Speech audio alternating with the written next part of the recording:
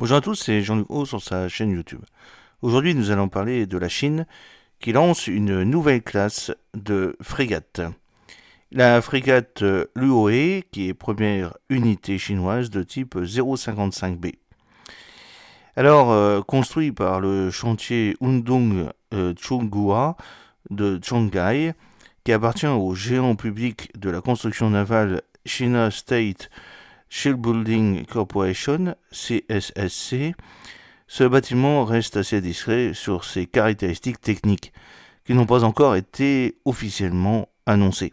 Il s'agit d'une plateforme d'environ 150 mètres de long pour une largeur de moins de 20 mètres et un déplacement probablement compris entre 5000 et 6000 tonnes à pleine charge.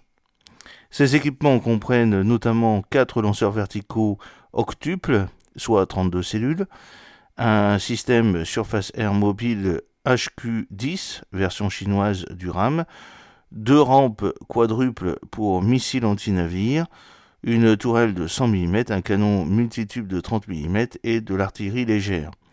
Dotée d'un imposant radar tournant installé sur un mât très haut, la nouvelle frégate dispose également sans doute de lance-torpilles. Elle est par ailleurs équipée d'une plateforme et d'un hangar pour un hélicoptère. On ne sait pas combien de ces frégates la marine chinoise entend se doter, sachant qu'au moins une autre unité de ce type est déjà en construction.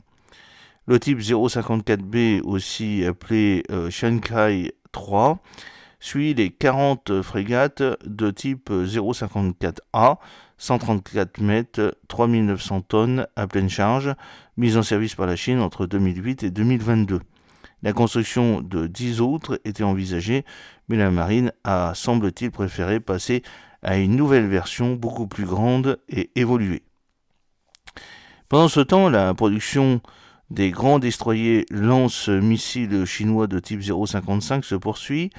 Les 8 premiers de ces bâtiments de 180 mètres et plus de 12 000 TPC sont entrés en flotte entre 2022 et 2023. Au moins 8 autres étaient normalement prévus.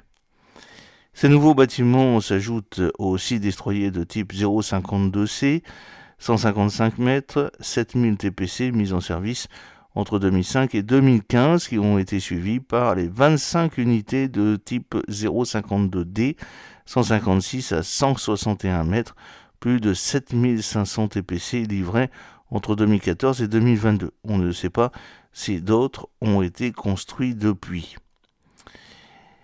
La flotte surface chinoise, dans le domaine des unités de premier rang, compte par ailleurs des bâtiments plus anciens, comme les 4 destroyers de type Soren Mansi, 156 mètres, 8000 TPC livrés par la Russie entre 1999 et 2006, les 2 destroyers de type 052B, 155 mètres, 7000 TPC opérationnels depuis 2004, ou encore les 2 destroyers de type 051C, 155 mètres, 7100 TPC entrés en service entre 2006 et 2007.